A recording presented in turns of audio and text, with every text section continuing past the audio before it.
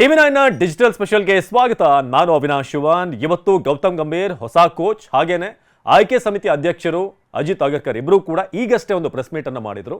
So ಆ ಒಂದು press ಮೀಟ್ನ highlights ಏನು, ಹಲವಾರು ತೀಕ್ಷ್ಣವಾದಂಥ ಪ್ರಶ್ನೆಗಳನ್ನು ಅವರಿಗೆ ಕೇಳಲಾಯಿತು. ವಿಶೇಷವಾಗಿ ಹಾರ್ದಿಕ್ ಪಾಂಡ್ಯ ಬಗ್ಗೆ ಕೇಳಲಾಯಿತು, ಯಾಕೆ ಸೂರ್ಯಕುಮಾರ್ ಯಾದವ್ ಅವ್ರನ್ನ ಕ್ಯಾಪ್ಟನ್ ಮಾಡಿದ್ರಿ ಅಂತ. ಹಾಗೇನೆ ಇತ್ತ KL ರಾಹುಲ್, ಸಂಜು ಸ್ಯಾಮ್ಸನ್ ಬಗ್ಗೆ ಕೂಡ ಕೇಳಲಾಯಿತು, ಯಾಕೆ KL T20 ಟೀಮಲ್ಲಿಲ್ಲ, ಹಾಗೇನೆ ಒನ್ ಡೇ ಟೀಮಲ್ಲಿ ಯಾಕೆ ಸಂಜು ಸ್ಯಾಮ್ಸನ್ ಇಲ್ಲ, ಹೀಗೆ ಹಲವಾರು ಪ್ರಶ್ನೆಗಳನ್ನು ಕೇಳಲಾಯಿತು. ಆ ಎಲ್ಲ ಪ್ರಶ್ನೆಗಳಿಗೂ ಕೂಡ ಇಬ್ಬರು ಉತ್ತರ ಕೊಡುವಂಥ ಪ್ರಯತ್ನ ಮಾಡಿದರು.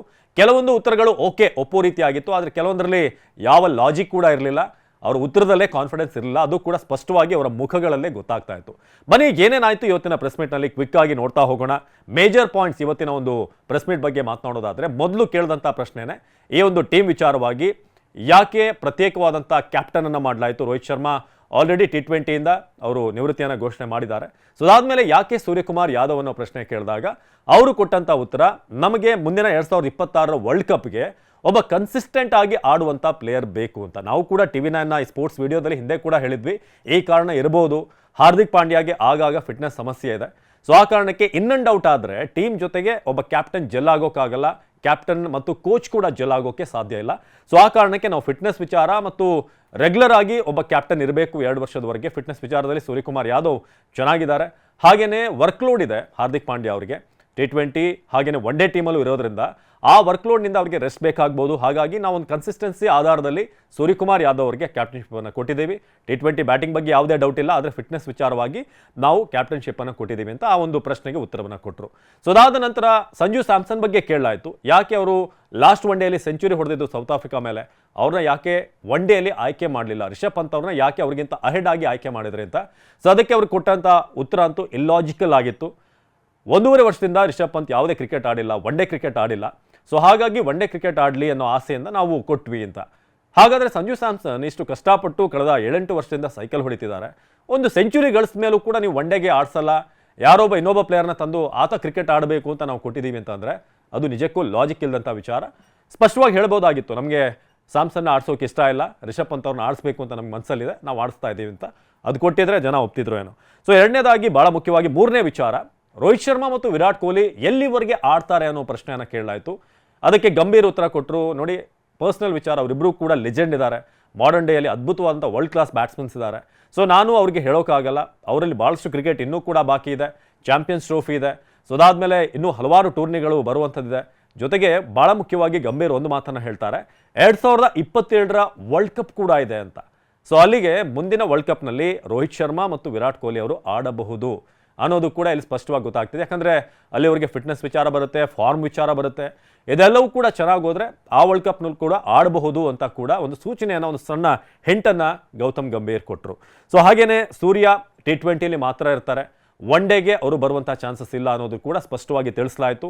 ನಾವೊಂದು ಒಂದು ಸೆಟಪ್ ಏನಿದೆ ಅದರಲ್ಲಿ ನಾವು ಯೋಚನೆ ಮಾಡ್ತಾ ಇಲ್ಲ ಒನ್ ಡೇಗೆ ಅನ್ನೋದು ಕೂಡ ಸ್ಪಷ್ಟವಾಗಿ ಹೇಳಿದರು. ಇನ್ನು ಜಡೇಜಾ ಅವ್ರ ಬಗ್ಗೆ ಕೇಳಲಾಯಿತು, ಒನ್ ಡೇ ಟೀಮ್ನಲ್ಲಿ ಯಾಕೆ ಜಡೇಜಾ ಇಲ್ಲ ಅಂತ. ಸೊ ಅದನ್ನು ಕೂಡ ಕ್ಲಾರಿಫೈ ಮಾಡಿದ್ರು, ಇಲ್ಲ ಜಡೇಜಾ ಅವ್ರನ್ನ ನಾವು ಡ್ರಾಪ್ ಮಾಡಿಲ್ಲ, ನೆಕ್ಸ್ಟ್ ಹಲವಾರು ಟೆಸ್ಟ್ ಮ್ಯಾಚ್ಗಳಿದೆ, 10 ಟೆಸ್ಟ್ ಮ್ಯಾಚ್ ಇದೆ. ಸೊ ಆ ಕಾರಣಕ್ಕೆ ಅವರು ಫಿಟ್ ಆಗಿರಬೇಕು, IPL ಕೂಡ ಇರೋದ್ರಿಂದ ಒಂದಷ್ಟು ವರ್ಕ್ ಲೋಡ್ ಆಗ್ಬೋದು. ಸೊ ಆ ಕಾರಣಕ್ಕೆ ನಾವು ಅಕ್ಷರ್ ಪಟೇಲ್ ಇರೋದ್ರಿಂದ ಜಡೇಜಾ ಅವರಿಗೆ ಒಂದು 3 ಮ್ಯಾಚ್ ಒಂದು ಸಣ್ಣ ಸೀರೀಸ್ ಆಗಿರೋದ್ರಿಂದ ನಾವು ಅವ್ರನ್ನ ಡ್ರಾಪ್ ಮಾಡಿದ್ದೀವಿ ಅಂತ ಕೂಡ ಹೇಳಿದರು. ಜೊತೆಗೆ ಗಿಲ್ ಅವ್ರನ್ನ ಯಾಕೆ ವೈಸ್ ಕ್ಯಾಪ್ಟನ್ ಮಾಡಿದ್ರಿ ಅಂತ ಕೂಡ ಪ್ರಶ್ನೆ ಬರುತ್ತೆ. KL ರಾಹುಲ್ ಇದ್ರು, ಒನ್ ಡೇಲಿ ಸೀನಿಯರ್ ಮೋಸ್ಟ್ ಇದ್ರು, ರಿಷಬ್ ಪಂತ್ ಇದ್ರು, ಬುಮ್ರಾ ಇದ್ರು. ಸೊ ಇಂಥ ಪ್ಲೇಯರ್ಗಳನ್ನ ಬಿಟ್ಟು ಯಾಕೆ ಶುಭಾನ್ ಗಿಲ್ ಅವ್ರನ್ನ ವೈಸ್ ಕ್ಯಾಪ್ಟನ್ ಮಾಡಲಾಯಿತು ಅಂತ ಕೇಳಿದಾಗ ಅವ್ರು ಕೊಟ್ಟಂಥ ಉತ್ತರ, ಗಿಲ್ 3 ಫಾರ್ಮ್ಯಾಟ್ನಲ್ಲಿ ಆಡುವಂಥ player, one day T20 test 3ರಲ್ಲೂ ಕೂಡ ಇರೋದ್ರಿಂದ ನಾವು ಒಬ್ಬರೇ ವೈಸ್ ಕ್ಯಾಪ್ಟನನ್ನು 2 ಫಾರ್ಮ್ಯಾಟ್ನಲ್ಲಿ ಇಡೋಣ ಅಂತ ಹೇಳಿ ಅವರಿಗೆ ವೈಸ್ ಕ್ಯಾಪ್ಟನನ್ನು ಕೊಟ್ಟಿದ್ದೀವಿ ಅಂತ ಹೇಳಿದರು. ಸೊ ಅದು ಕೂಡ ಎಲ್ಲೊಂದು ಕಡೆ KL ರಾಹುಲ್ ಅಂತ ಒಬ್ಬ ಸೀನಿಯರ್ ಇದ್ದಾಗ ಕೊಡಬಹುದಾಗಿತ್ತು ಅನ್ನೋ ಪ್ರಶ್ನೆ ಹಾಗೆ ಉಳ್ಕೊಳ್ಳುತ್ತೆ. ಸೊ ನೀವು ಕೂಡ ಅದರ ಬಗ್ಗೆ ಕಮೆಂಟ್ ಮಾಡಿ, ಅವರಿಗೆ ಕ್ಯಾಪ್ಟನ್ಶಿಪ್ಪನ್ನು, ವೈಸ್ ಕ್ಯಾಪ್ಟನ್ಶಿಪ್ಪನ್ನು ಕೊಟ್ಟಿದ್ದು ಎಷ್ಟು ಮಟ್ಟಿಗೆ ಸರಿ ಅನ್ನೋದು. ಸೊ ಹಾಗೆಯೇ ಶಮಿ ಅವ್ರ ಬಗ್ಗೆ ಕೂಡ ಕೇಳಲಾಯಿತು. ಶಮಿ ಅವರ ಫಿಟ್ನೆಸ್ ಬಗ್ಗೆ ಕೇಳಿದಾಗ, ಇಲ್ಲ ಅವರು ಬಾಂಗ್ಲಾದೇಶ ಟೆಸ್ಟ್ ಸಂದರ್ಭದಲ್ಲಿ ಅವರು ವಾಪಸ್ ಆಗ್ಬೋದು, ಮುಂದಿನ ಸೆಪ್ಟೆಂಬರ್ನಲ್ಲಿ ಬಾಂಗ್ಲಾ ಸೀರೀಸ್ ಇದೆ, ಆಗ ವಾಪಸ್ ಆಗ್ಬೋದು ಅಂತ ಹೇಳಿದ್ದಾರೆ. ಇನ್ನು ಹಾರ್ದಿಕ್ ಫಿಟ್ನೆಸ್ ಒಂದು ಇಶ್ಯೂ ಆಗಿತ್ತು ಅನ್ನೋದ್ರ ಜೊತೆಗೆ ಅವರ ಬಗ್ಗೆ ನಮಗೆ ತುಂಬ ಕಾನ್ಫಿಡೆನ್ಸ್ ಇದೆ, ಅಂಥ ಆಟಗಾರ ಅಪರೂಪ, ಅವ್ರ ಮೇಲೆ ತುಂಬ ನಾವು ಒಂದಷ್ಟು ಭರವಸೆ ಇಟ್ಟಿದ್ದೀವಿ ಅಂತ ಕೂಡ ಹೇಳಿದರು. ಸೊ ಹಾಗೆಯೇ ಯಂಗ್ಸ್ಟರ್ಸ್ ಬಗ್ಗೆ ಕೇಳಿದಾಗ, ಯಂಗ್ಸ್ಟರ್ಸ್ ಕೂಡ ಕನ್ಸಿಸ್ಟೆಂಟ್ ಆಗಿ ಆಡಬೇಕಾಗುತ್ತೆ. ಈಗ ಒನ್ ಡೇಯಲ್ಲಿ KL ರಾಹುಲ್ ಹಾಗೆಯೇ ರಿಷಬ್ ಪಂತ್ ಅವ್ರನ್ನ ನಾವು ಆಯ್ಕೆ ಮಾಡಿದ್ದೀವಿ ಅಂತಂದರೆ ಅವರೇ ಪರ್ಮನೆಂಟ್ ಅಂತ ಅಲ್ಲ, ಅವ್ರ ಮೇಲೆ ಪ್ರೆಷರ್ ಇದೆ. ಒಂದು ವೇಳೆ ಅವ್ರು ಪರ್ಫಾರ್ಮ್ ಮಾಡದೇ ಇದ್ದರೆ ಈ ಸೀರೀಸ್ನಲ್ಲಿ ಮತ್ತೆ ಸಂಜು ಸ್ಯಾಮ್ಸನ್ ಬರ್ಬೋದು ಅಂತ ಹೇಳಿದ್ದಾರೆ. ಕಾದ್ ನೋಡೋಣ ಅದು ಯಾವಾಗ ಬರುತ್ತೋ, ಅಥವಾ ಮತ್ತೆ ಯಾರಾದರೂ ಒಬ್ಬ wicket keeper batsman Ishan Kishan ಎಲ್ಲ ಕಾಯ್ತಿದ್ದಾರೆ, ಅವರೇನಾದರೂ ನಡುವಲ್ಲಿ ತೋರ್ಕೊಳ್ತಾರಾ ಅಂತ. ಸೊ ಹೀಗೆ ಇವತ್ತಿನ ಒಂದು ಪ್ರೆಸ್ ಮೀಟ್ನಲ್ಲಿ ಹಲವಾರು ಪ್ರಶ್ನೆಗಳನ್ನು ಕೇಳಲಾಯಿತು, ಅದಕ್ಕೆಲ್ಲ ಉತ್ತರವನ್ನು ಕೊಡುವಂಥ ಪ್ರಯತ್ನ ಮಾಡಿದರು. ಕೆಲವೊಂದು ಆಗಲೇ ನಾನು ಹೇಳಿದಾಗೆ ಓಕೆ ಅನ್ನೋ ರೀತಿಯಾಗಿತ್ತು, ಆಶಾದಾಯಕವಾಗಿತ್ತು. ವಿರಾಟ್ ಕೊಹ್ಲಿ, ರೋಹಿತ್ ಶರ್ಮಾ 2027ರ ವರ್ಲ್ಡ್ ಕಪ್ ತನಕ ಆಡ್ತಾರೆ ಅನ್ನೋದು ಕೂಡ ಎಲ್ಲೊಂದು ಕಡೆ ಖುಷಿ ವಿಚಾರ. ಇಬ್ಬರು ಕೂಡ ಇದ್ದರೆ ಅವ್ನ ಚಾರ್ಮ್ ಬೇರೆ ಇರುತ್ತೆ.